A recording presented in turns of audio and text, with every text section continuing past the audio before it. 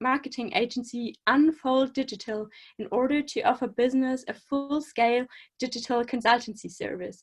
Collette is the founder of the Christina Nobel Social Enterprise Program and shortlisted for Best CEO for the PWN Global Awards 2019. Collette is a global speaker, trainer, and lecturer on all things related to sales, marketing, and digital. Very exciting. We're delighted to have you here and looking forward to hear your experience and thoughts about personal branding.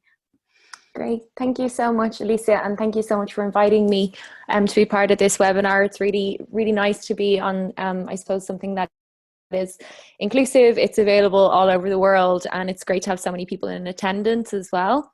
I do have some slides that I'm going to share, so just give me a minute and I will also share my screen. Here we go. So you guys, can you see my screen? Yeah, brilliant. Okay, perfect. Yeah, so thank you so much. So my kind of take on personal branding at the moment, sorry, my phone is ringing. Very strange.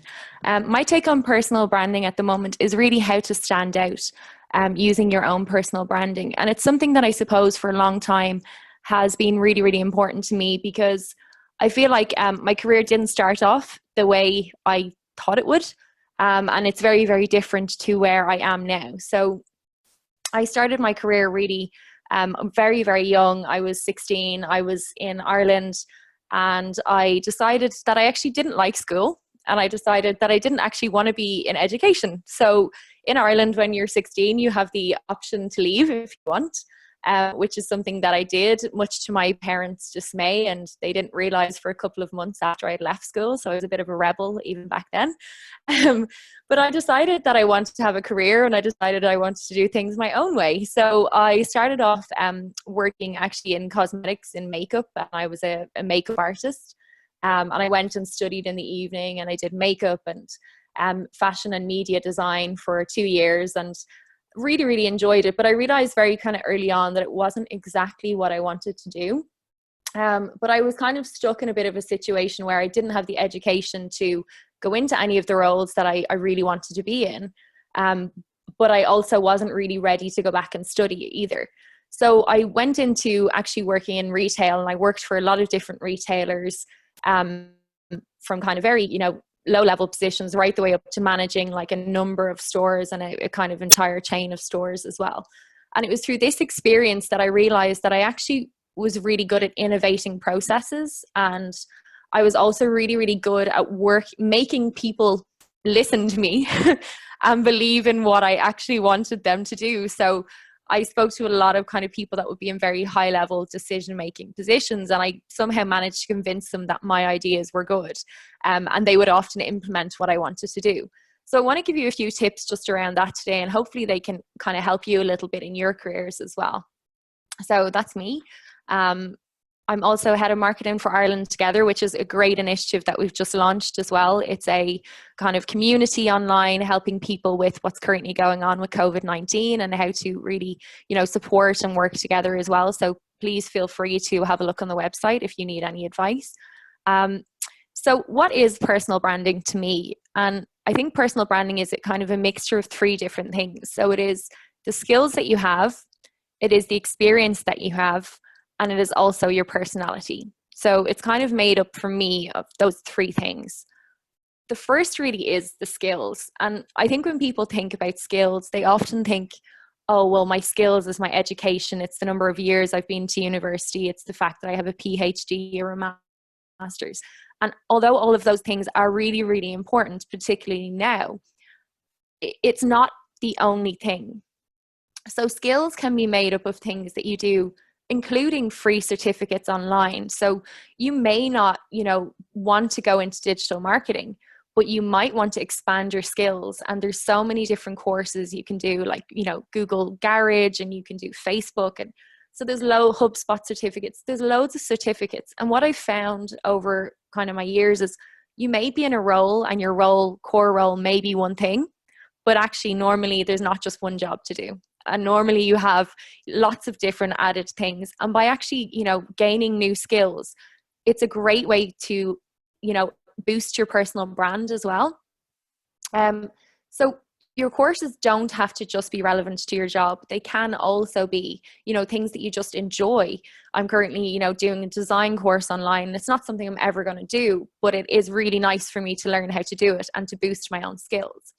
And then don't forget about your soft skills as well, because these are often even more important to employers. Your soft skills are things like your listening, your adaptability, your teamwork, and your management. A lot of these things, particularly in current, global circumstances, these are so important to really, talk about and discuss your kind of softer skills as well. So they're just equally as important as your education. Next is your experience. And as I mentioned there, it's okay not to have one career path. It is okay to have, more than one kind of twist and turn and pivot within your roles. And I think a lot of us think that, we have to go to school, we have to go to college, then we have to go into a job, we have to work our way up in a career. And that's not for everybody. But also sometimes we get maybe a bit frightened when we get to, like I'm 35 now, 34, I'm not 35, I'm 35. And we get sometimes to, our 30s and we kind of go, God, am I even in the right career that I want to be in? And that's okay if you're not.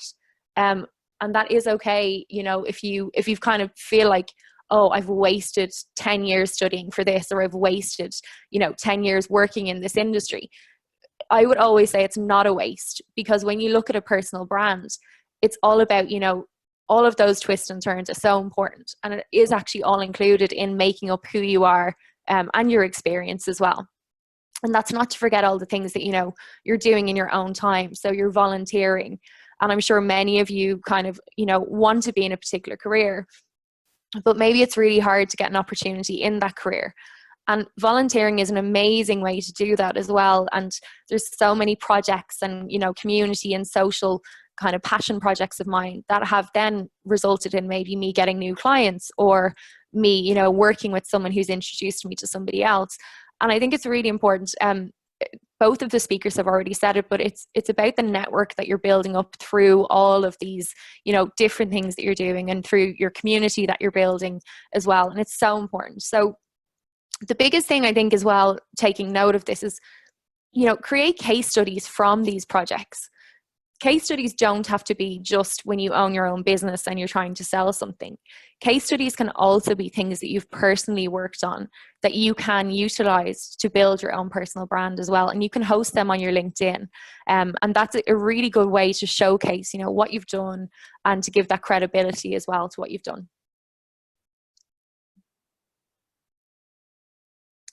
The next thing is about your personality. And I think, again, Lenky, you mentioned this, but, everyone is not going to like you. There's going to be people that are kind of like, oh God, I can't stand that person. And that's absolutely fine. But I think the biggest thing is to understand, to really, first of all, say, well, I don't care, because I know that not everybody's going to like me, but also to understand who you are as a person and your personality. And I, one of the other speakers just mentioned there about events and networking. Maybe not all events are for you. Maybe you don't enjoy big events with 1,000 people, that you feel pressurized into, having those quick 5-minute meetings and then moving on. Maybe an online event is more, maybe networking through LinkedIn is more appropriate for your personality.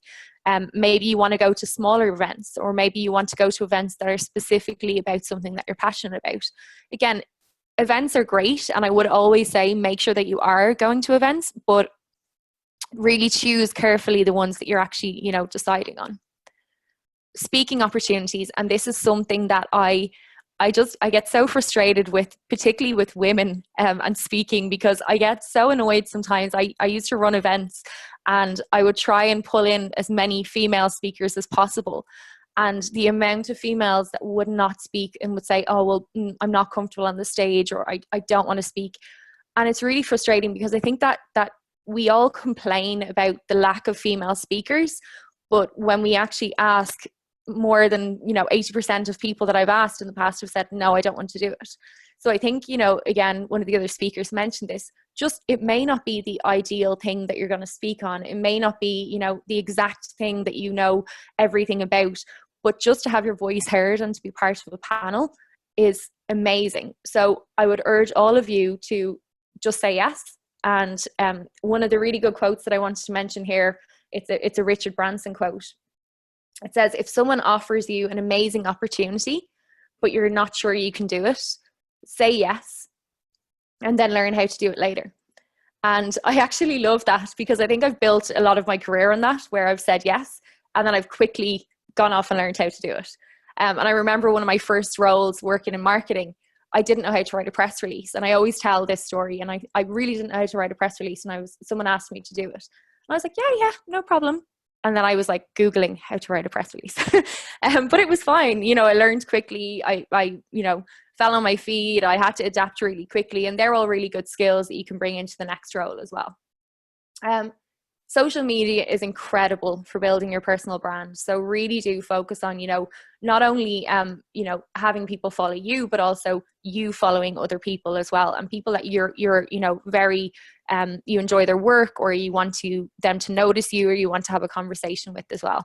And then, your passions. So do what makes you happy. Focus on the things that actually make your heart soar. Focus on the things that actually make you, passionate.